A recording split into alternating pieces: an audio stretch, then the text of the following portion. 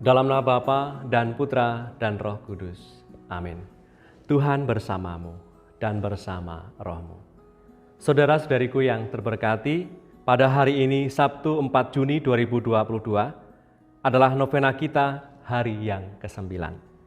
Kita bersama-sama berdoa novena sama seperti Bunda Maria, Bunda Tuhan kita dan para rasulnya yang lebih dulu bertekun sehati dalam doa menantikan tercurahnya roh penghibur, Roh Kudus, seperti yang telah dijanjikan oleh Tuhan Yesus sebelum Ia naik ke surga.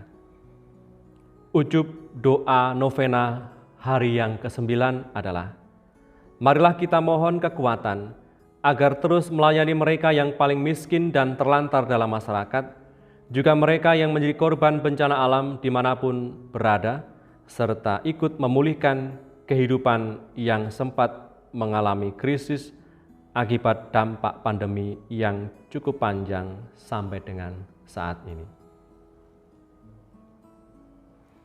Marilah berdoa.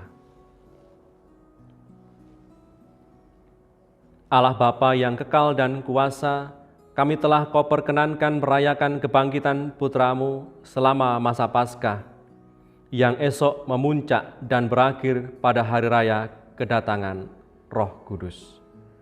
Semoga berkat bantuan-Mu, kami dapat mewujudkan rahmat Paskah dalam hidup kami sehari-hari. Dengan pengantaran Kristus Putra-Mu, yang bersama Dikau dalam kesatuan Roh Kudus, hidup dan berkuasa Allah sepanjang segala masa. Amin. Saudara-saudariku yang terberkati, menu sabda kita hari ini dari Injil Suci menurut Yohanes bab 21 ayat 20 sampai 25. Mari kita siapkan hati kita untuk mendengarkan sabdanya.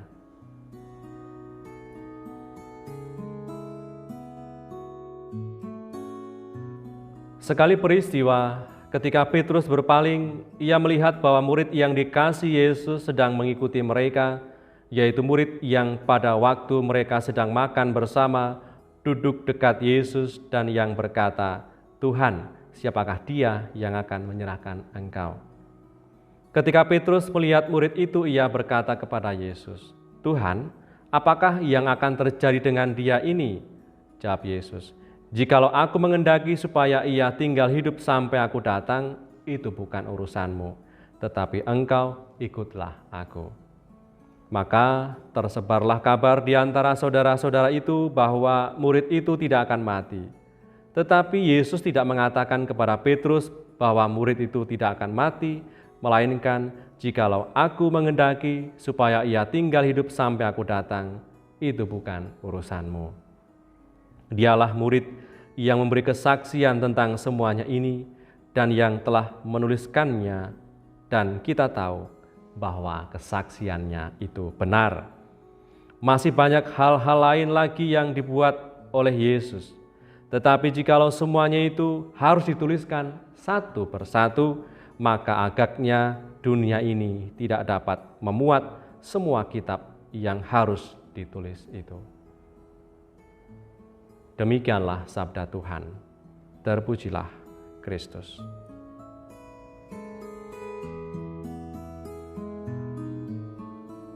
Saudara-saudariku yang terberkati, di akhir Injil Yohanes ini, sang pengarang Injil menampilkan 3 tokoh utama, yaitu Tuhan Yesus, Petrus, dan seorang murid yang dikasihi yang juga menulis Injil ini, yaitu Yohanes. Dalam kutipan sabda hari kemarin, Tuhan Yesus memberikan peran utama itu kepada Petrus untuk mengembalakan domba-dombanya.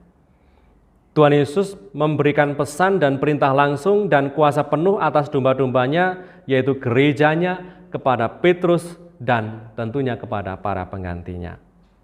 Nah, alih-alih menanyakan tentang apa maksud Tuhan dengan tanggung jawab dan peran yang baru itu, Petrus ini justru menanyakan tentang masa depan murid yang dikasih itu. Tadi Petrus bertanya kepada gurunya, Yesus, "Tuhan, apakah yang akan terjadi dengan dia ini?" Jawab Yesus, "Jika aku menghendaki supaya ia tinggal hidup sampai aku datang, itu bukan urusanmu, tetapi engkau ikutlah aku." Baik Petrus maupun murid yang dikasihi, yaitu namanya adalah Yohanes, memiliki peran yang berbeda dalam mewartakan kabar sukacita Injil. Karya pelayanan Petrus diakhiri dengan cara hidup kemartirannya di Roma selama penganiayaan Kaisar Nero. Murid yang dikasihi itu tidak wafat sebagai seorang martir, tetapi sungguh ia menjalani hidup yang penuh penderitaan. Yohanes sebagai murid yang dikasihi mewartakan Injil dan menjadi uskup di kota Efesus. Saudara-saudariku yang terberkati, Tuhan memberikan peran yang berbeda untuk mereka, yaitu Petrus dan murid yang dikasihi itu. Sebuah peran yang seolah-olah tidak tergantikan oleh orang lain selain dia sendiri yang harus mengalami dan melakukannya. Maka daripada memperdebatkan dan menjadi bingung dengan peran orang lain seperti itu, mengapa tidak saya saja yang melakukan peran itu, lebih baik kita menekuni peran kita masing-masing dalam kehidupan kita sebagai murid-murid Tuhan.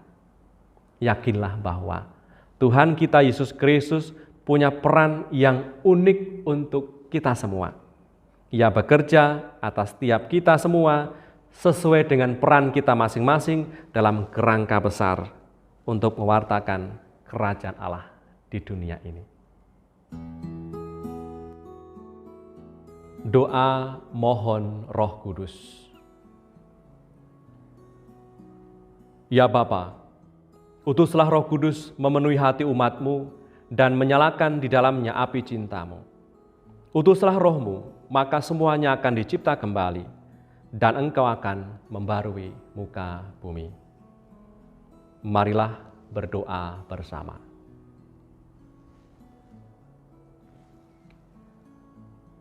Ya Allah, Engkau telah mengajar hati umat-Mu dengan penerangan Roh Kudus. Berilah supaya berkat Roh yang kudus ini, kami senantiasa berpikir benar, bertindak bijaksana, serta selalu bergembira karena penghiburannya, demi Kristus Tuhan kami. Amin. Doa mohon 7 karunia Roh Kudus.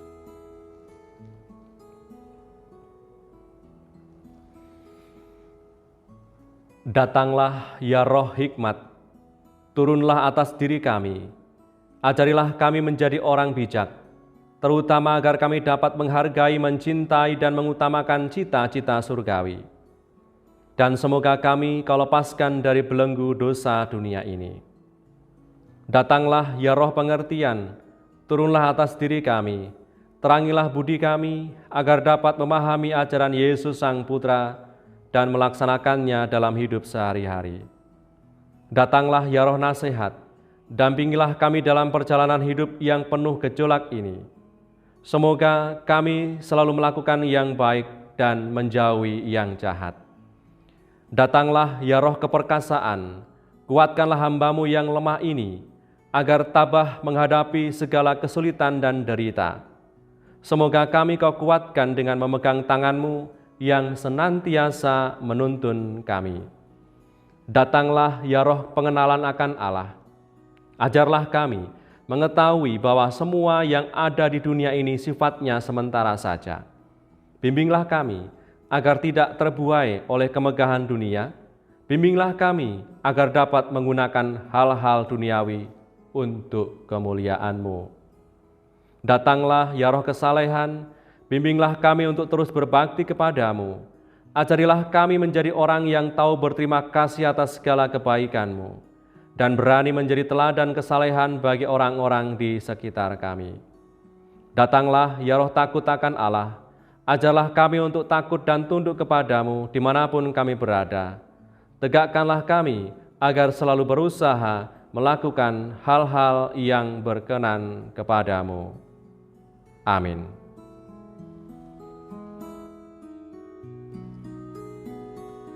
Marilah berdoa.